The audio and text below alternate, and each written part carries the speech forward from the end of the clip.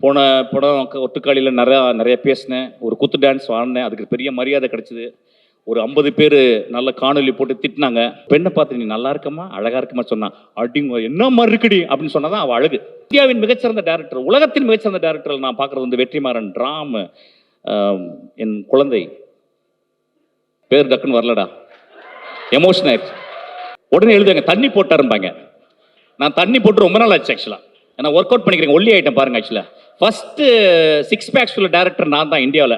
டே கலையரசா rascal எந்திரா, அவன் வந்து நான் தான் அவனை அறிமுகப்படுத்தினேன். ஃபுல் கஞ்சா அடிச்சு வந்த மாதிரி வந்தான் ஆக்சுவலாக என் படத்தில். இந்த படத்தில் எனக்கு ரொம்ப பிடிச்சது ஓப்பனிங் ஷாட்டில் ஒரு பெரிய 2 ஹெலிகாப்டர் வருது ஆக்சுவலாக. அதில் வந்து ஒரு பொண்ணு மஞ்சள் கலர் சாரி வந்து ஃபுல் டான்ஸ். ஆக்சுவலி அந்த மாதிரி ஒரு டான்ஸை நான் பார்த்ததே கிடையாது.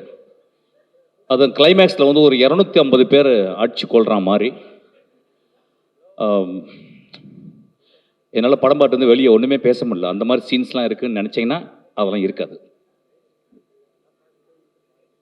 நான் ஷூட் பண்ணிக்கிட்டேன். எங்கள் ப்ரொடியூசர் இங்கே தான் உட்காந்துருக்காரு.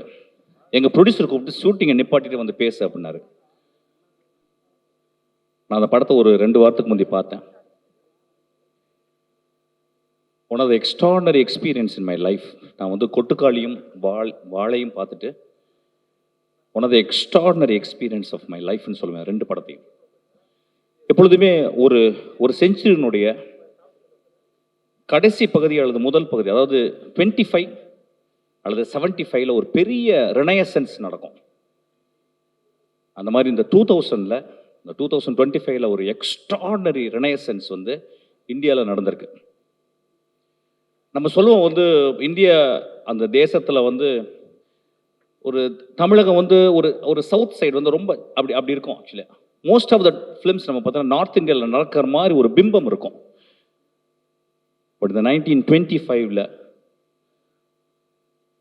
வேர்ல்ட் சினிமா அப்படின்னா 2 சினிமா தான் நான் சொல்லுவேன். ஆக்சுவலாக வேர்ல்ட் சினிமாவுக்கு நம்ம நிறைய பண்ணியிருக்கோம், நிறைய போய் கதவை தட்டியிருக்கோம். வெற்றிமாறன், ராம, உங்கள் எல்லா படமே அந்த ஆஸ்பிரேஷனோடைய நம்ம அவங்களுக்கு கொஞ்சம் கூட கீழே இல்லை.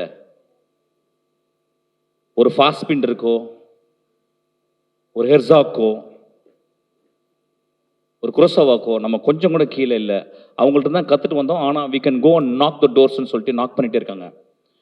பட் ஐ வுட் சே அந்த உலகத்தின் அந்த வேர்ல்ட் சினிமாவினுடைய அந்த கோட்டை கதவை 2 படம் இந்த வருஷம் உடைச்சிருக்கு. ஒன்று வாழை, இன்னொன்று கொட்டுக்காளி.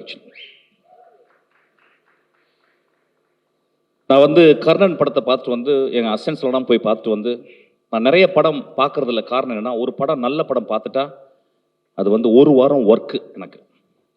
ஒரு கெட்ட படம் பார்த்துட்டா 1 வாரம் ஜுரம். Because 1 movie motivates me, 1 movie makes me shit. Actually நான் வந்து கர்ணன் படம் பார்த்துட்டு வந்து ஒரு பர்டிகுலர் சீன் எடுத்து என் அசிஸ்டன்ஸ் வந்து சொன்னேன். ஒரு படத்தை எப்பயுமே படம் பார்த்துட்டு வந்து என் அசிஸ்டன்ஸோட டிஸ்கஸ் பண்ணுவோம். அப்போ கர்ணனில் ஒரு சீனை வந்து பார்த்து சொன்னேன். ஒரு பஸ் ஸ்டாண்டில் ஒரு அப்பாவும் ஒரு பெண்ணும் வந்து உட்காந்துருக்காங்க. 2 பேர் வந்து அந்த பெண்ணை, அந்த குழந்தைய ஒரு அப்பாவுக்கு முன்னே அசிங்கமாக அவங்க வந்து ட்ரீட் பண்ணுறதை வந்து எடுத்திருப்பான். அப்போ அவனுடைய ஷார்ட் டிவிஷன்ஸை வந்து நான் சொல்லி எக்ஸாக்டாக என்ன ஷார்ட் டிவிஷன்ஸ் பண்ணணும் அதை அப்படியே சொல்லிவிட்டு நான் சொன்னேன், டேய் இது ஒரு வருஷம் எழுதியிருக்காண்டா, இப்போ நம்ம இருந்தால் எப்படி பண்ணுவோம், நீங்கள் இருந்தால் எப்படி பண்ணணுண்டான்னு சொல்லி கொடுத்தேன். பிகாஸ் ஒரு படத்தை பார்த்தா பிறகு, இப்போ வெற்றிமாறன் படம் பார்த்து ஒரு ஷார்ட் வச்சிட்டான்னா அந்த ஷார்ட்டை வந்து நான் பார்த்து அதை ரிசீவ் பண்ணி, if it is extraordinary I will take that into my marrow. அப்போ நான் சொல்லும்போது வந்து இல்லைடா மாறி வந்து இன்னும் கிராஃப்ட் வந்து அப்படி இருக்குடா, நல்ல ஃபிலிம் மேக்கரான கிராஃப்டை வந்து இன்னும் வந்து அவன் பாலிஷ் பண்ணுண்டா அப்படின்னு சொன்னேன். My friends, you don't believe, நான் வாழை பார்த்தா பிறகு I was astounded, I was shell shocked. அவன் வந்து ஒரு படத்தை அவனுடைய ரூட்ல இருந்து சொல்லும் போதே உடனே அவனுடைய மிச்ச படங்களுடைய விமர்சனங்கள் எல்லாமே வரும். கிட்டத்தட்ட ஒரு 2 டிவிஷனாகத்தான் இப்போ தமிழ் சினிமாவாக மாறி இருக்கு. சப்போர்ட் அண்ட் நாட் சப்போர்ட், இதெல்லாம் நிறைய பாலிடிக்ஸ்லாம் நடந்துருக்கு. ஆனால் இதை அவன் சர்பாஸ் பண்ணுறான். இப்போ அவன் என்ன பண்ணுறான், ஒரு கதையை தன் வாழ்நாளில் அவன் வாழ்க்கைக்குள்ள அவனுடைய ஒட்டுமொத்த வழி, சந்தோஷம், காதல், நட்பு, எல்லா எமோஷன்ஸ்க்குள்ளும் ஒரு ஒரு ஒரு ஒரு ஒரு 8 வயசு 9 வயசு பையனுக்குள்ள இருக்கும்ல, அதை வந்து நம்மள்ட்ட வந்து எடுத்தாந்து காட்டிருக்கான் இந்த வாழையில. இந்த படத்தை ஏன் பார்க்கணும் அப்படின்னு கேட்டிங்கன்னா, நம்மளுக்கெல்லாம் ஒரு 7 வயசுலேருந்து இந்த சைல்டுஹுட்னு சொல்லுவாங்கல்ல, அதோடைய மெமரிஸ் வந்து நம்ம தலைக்குள்ள அப்படி இருக்கும் சாவுற வரைக்கும். என்னை பொறுத்த ஒரு மனிதனுடைய மரண படுக்கையில் அவன் கடைசியா ஒரு இமேஜ் வரும் பார்த்தீங்களா, நிறைய இமேஜ் வரும். அம்மா வரும், அப்பா வரும், அவன் பெத்த குழந்தையுடைய இமேஜ் வரும், என் மகள் வரும், இப்படிலாம் வரும்ல. அதுக்கப்புறம் மிக முக்கியமாக வர இமேஜ் அவன் சைல்டுஹுட்டில் அவன் ரொம்ப சந்தோஷமாக இருந்த ஒரு இமேஜும் ரொம்ப சோகமாக இருந்த இமேஜும் அவன் சாகும்போது வரும். அது ஒரு நார்மல் பீப்புள்னால அதை வந்து வெளியே சொல்லலாம். ஒரு ஆர்டிஸ்ட் மட்டும்தான் அதை ஒரு நாவலாக எழுத முடியும், ஒரு புதினமாக படைக்க முடியும், அல்லது ஒரு பயோகிராஃபியாக எழுத முடியும். Very rarely in the whole world of cinema there are very few directors are able to articulate their inner experience. அது எனக்கு தெரிஞ்சு இந்தியாவில் அந்த மாரி செல்வராஜுக்கு நடந்திருக்கு. Actually he was able to articulate எப்படின்னா, இந்த குழந்தை வந்து ஒரு அரை மணி நேரம் அம்மா காணாம போயிட்டா அழுவும் பார்த்தீங்களா, அந்த தொண்டைக்குழி அப்படி இது அந்த மாதிரி அழுதுருக்கான். உடனே நம்ம நினைக்கலாம், ஓ ரொம்ப சோகமான படமா? இல்லை, எனக்கு தெரிஞ்சு இந்த 10 இயர்ஸில் நான் பார்த்த சந்தோஷமான படம் இந்த படம். அந்த வாழை எவ்வளவு பச்சையா இருக்கோ பசுமையா இருக்கோ அந்த அளவு பசுமையான படம் இந்த படம். வேர்டன்ட்னு சொல்லுவாங்க இங்கிலீஷ்ல, வேர்டன்ட்னு. அது ஏன் அவன் நம்மள்கிட்ட சொல்லணும் அப்படின்னா, அவனுக்கு ஒரு மொழி இருக்கு. அந்த அந்த அந்த தியாகராஜன் குமாரஜி சொன்னா டெக்னிக்கலா இஸ் எவால்வ்ட் அப்படின்னு இருக்கான். நம்மளுடைய முதல் படம் எப்பொழுதுமே தோல்வி படம். ஒரு டைரக்டருக்கு வணிக ரீதியில் வின் பண்ணிடுவோம், ஆனால் நம்மளுடைய ஃபார்மில், நம்மளுடைய ஆர்ட்டில், நம்மளுடைய அடைகாத்தலில் நம்மளுடைய previous movie always a bad film. அதனால தான் எல்லா டைரக்டரும் இங்கே இருந்தவங்க எடிட் பண்ணி முடிச்ச உடனே அந்த படத்தை ஹேட் பண்ணிடுவாங்க. they will be spending years and years to edit the film. Once it is edited, when it is projected on the screen, it is a bad film. அவருடைய மிச்ச படங்கள்லாம் அப்படி தான் இருப்பான், ஒரு நல்ல டைரக்டர் அப்படி தான் இருப்பான். இந்த படம் அவன் வாழ்நாளில் I don't think he can make a better film than this. Mari, you can't do, I believe so. Because so much of truth in this film. ஏன் ட்ரூத்னா, ட்ரூத்தை எங்க கண்டுபிடிக்கலாம்னா, ஒரு 8 வயசு பையன்ட்டு நீங்க பேசும்போது ஒரு 6 வயசு குழந்தைகிட்ட தான் அவ்வளோ ட்ரூத் இருக்கும். மாறி அதுக்கப்புறம் நிறைய ஃபிக்ஷன்லாம் மிக்ஸ் பண்ணலாம். ஆனால் இந்த படத்தில் கிட்டத்தட்ட வந்து ஒரு தாய்ப்பால் போல வந்து அவன் வந்து இந்த படத்தை சொல்லியிருக்கான். இந்த படத்தில் நான் வந்து ஃபார்முக்கு இந்த படம் வந்து ரொம்ப முக்கியன்றேன். நான் என்ன சொல்ல வந்தேன்னா, அவன் பார்த்த வாழ்க்கையை, மறக்க முடியாத வாழ்க்கையை, நிறுத்தவே முடியாத அந்த அழுகையை, நிப்பாட்டவே முடியாத அவன் புன்னகையை இந்த படத்தில் அப்படியே உறைஞ்சு போய் வச்சிருக்கான். அப்படி எனக்கு தெரிஞ்சு இந்த ஃபார்ம் அந்த படத்தில் வந்து அவன் போயிட்டு கேரக்டரில் நடக்க சொல்லிட்டு அவன் போய் நின்று பார்த்துருக்கான். இங்கே நின்று நான் பார்த்தனா, அங்கே நின்று பார்த்தனா, இங்கே கேமராவை வைக்கலாமா அப்படின்னு அப்படியே ஒரு கோழி தன் குஞ்சுகளை அடகாக்கும் பார்த்தீங்களா, அந்த மாதிரி ஒவ்வொரு இடத்துலையும் ஒரு கோழியாக அவன் கேமராமேனாக ஆகணும். கேமராமேன் சொல்ல மாட்டேன், நல்ல பையன் அவன். இது முழுக்க முழுக்க மாரியினுடைய விஷன். நண்பர்களே, இந்த மாதிரி ரேரஸ்ட் ஃபிலிம்ஸ் வந்து இது வந்து ஒரு பெரிய அனுபவம். நம்ம தமிழ் சினிமாவில் என்னன்னு கேட்டிங்கன்னா, இப்போ தான் கொஞ்ச நேரத்துக்கு முன்னாடி தம்பிட்டு பேசிக்கிட்டேன். நான் சொன்னேன் வந்து, டேய் ரஜினி சார் வச்சு ஒரு படம் பண்ணடா, ரொம்ப பியூட்டிஃபுல்லாக இருந்துச்சு, நான் பார்த்தேன், பிடிச்சிருந்தேன். அவன் சொன்னான், சார் என்ன சார் உங்களுக்கு இந்த படம்லாம் பார்ப்பீங்களா? நான் சொன்னேன், இல்லைடா, ரஜினி சாரை ஒரு கேமராவில் வந்து அது ஒரு பெரிய ராஜநாகம், அது படம் எடுத்து ஆடும், அதை ஒரு கேமராவில் வந்து அடக்கிறது ரொம்ப கஷ்டம்டா, அது ரொம்ப அழகாக பண்ணியிருக்கடான்னு சொன்னேன்.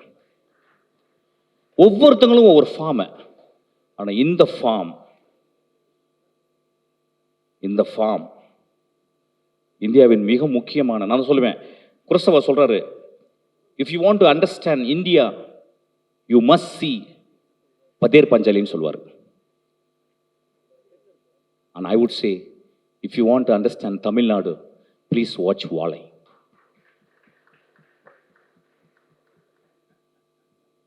இந்த படத்தை பார்த்துட்டு வந்து நிறையா சொன்ன மாதிரி, இல்லை சார் இது வந்து ஒரு படம் மாதிரி இல்லை. ஆமாம், படம் மாதிரி இருக்காது. இது வந்து பாடம். இது வந்து உங்கள் வாழ்க்கை.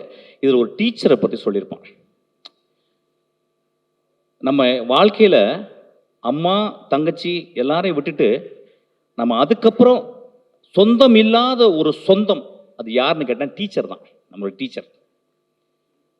அந்த டீச்சர்கிட்ட தான் நம்ம வந்து அதை வந்து காளியாக பார்க்குறதா, தேவியாக பார்க்குறதா. அம்மா கிடையாது, தங்கச்சி கிடையாது, அக்கா கிடையாது, ஆனால் அவங்க யாரு அப்படி பெரும் பெரும் தவிப்பு இருக்கும் அந்த குழந்தை. அதாவது இந்த கம்மிங் ஆஃப் ஏஜினுடைய முதல் பெண் அவ. எனக்கு தெரிஞ்சு இந்தியாவில் அந்த குழந்தைக்கும் அந்த டீச்சருக்கும் உள்ள ரிலேஷன்ஷிப்பை எந்த படம் இந்த மாதிரி போர்ட்ரே பண்ணதே இல்லை. அந்த டீச்சரா வந்து ஒரு குழந்தையை நடிச்சிருக்கா. Oh what a performance, oh my God. அவளையும் மலையாளத்தில் தான் கூட்டி வந்திருக்கான். அதுதான் பெரிய வருத்தம். டீச்சருங்களே இல்லை போல் ஆக்சுவலாக. One of the extraordinary performance. நான் நிறையா பேசலாம், நான் ஷூட்டிங்கை விட்டு வந்திருக்கேன். இன்றைக்கி தான் ரொம்ப நாகரிகமாக பேசியிருக்கேன்னு நினைக்கிறேன். ஆக்சுவலாக நான் ரொம்ப சந்தோஷமாகவும் ரொம்ப வருத்தமாகவும் இந்த மேடையை விட்டு இறங்குறேன். என்னை பற்றி திட்டுறவங்களுக்கு வந்து எதுவுமே இல்லாமல் கொடுத்துட்டேன்னு சொல்லிட்டு நான் ரொம்ப மனசோட ரொம்ப கஷ்டத்தோடு தான் நான் அந்த மேடையை விட்டு இறங்க போகிறேன். போன படம் ஒட்டுக்காளியில் நிறைய பேசினேன், ஒரு குத்து டான்ஸ் ஆடினேன், அதுக்கு பெரிய மரியாதை கிடச்சிது. ஒரு 50 பேர் நல்ல காணொலி போட்டு திட்டினாங்க. நண்பர்களே, மேடையில் பேசுகிற மாதிரி போர் எதுவுமே கிடையாது. Utter bore. I am not speaking, I am just performing like a clown. And I'm very sure I'm the most sad clown. இந்த 2 படங்களும் என் வாழ்க்கையை உருட்டி போட்ட விட்டதையா. இந்த 2 படங்களும் என் நாக்கை அப்படியே ஒரு முடிச்சு போட்டுருச்சு என் நாக்கில். எனக்கு பேச முடியல.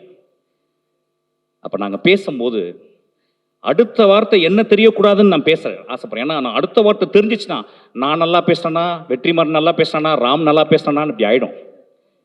அதனால நான் கெட்ட வார்த்தைகள் பேசுறதையும் தயவு செய்து பொறுத்துக்கங்கன்னு சொல்ல வரேன். ஒரு பெண்ணை பார்த்து நீ நல்லா இருக்கமா, அழகா இருக்கமா சொன்னா, அடிங்க என்ன மாதிரி இருக்குடி அப்படின்னு சொன்னாதான் அவள் அழகு. அப்படி சொல்ல விடுங்க. இன்னைக்கு ரொம்ப வருத்தத்தோடு நான் மேடையை விட்டு இறங்குறேன். நான் எதுவுமே பேசலை. Please watch this movie. Please bloody watch this movie. It is going to transport you to some other level. ஒரு குரோசவாவையும் ஒரு பிரஸ்தானையும் நான் கண்டுபிடிச்சிக்கன்னு தான் சொல்லுவேன். நான் மாரி செல்வராஜையும் கொட்டுக்காளியினுடைய டைரக்டர் வினோத் ராஜையும், என்னுடைய ஆதர்சமான என்னுடைய நண்பர்கள். இந்தியாவின் மிகச்சிறந்த டைரக்டர், உலகத்தின் மிகச்சிறந்த டைரக்டர் நான் பார்க்குறது வந்து வெற்றிமாறன், ராம், என் குழந்தை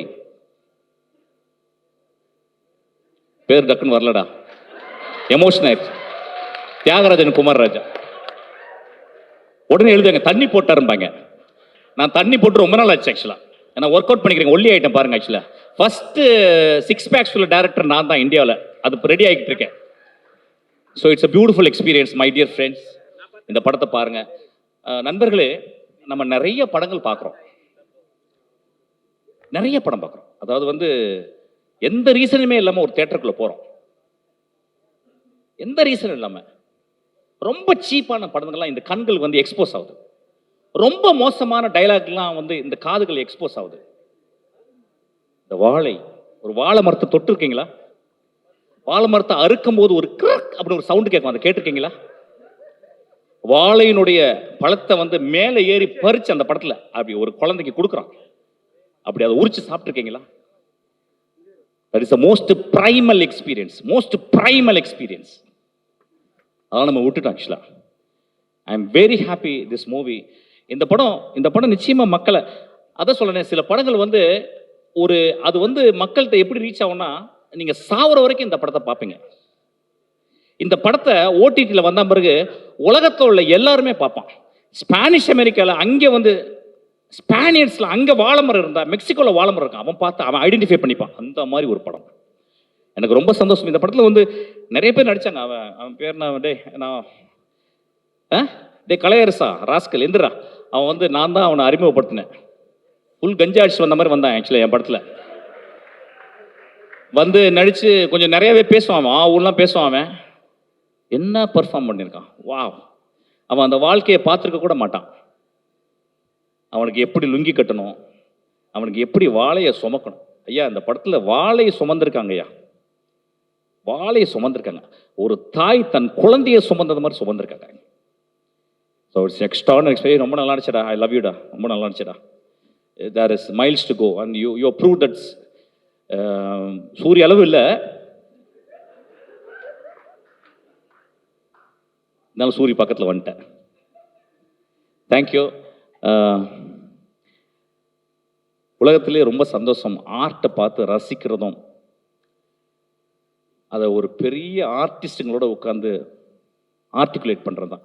ஐ எம் ஸோ ஹாப்பி. எனக்கு என்னமோ ஒரு 4 ஆர்கஸ்ட்ரம் இருக்க மாதிரி ஃபீல் பண்ணுறேன். Thank you so much, love you.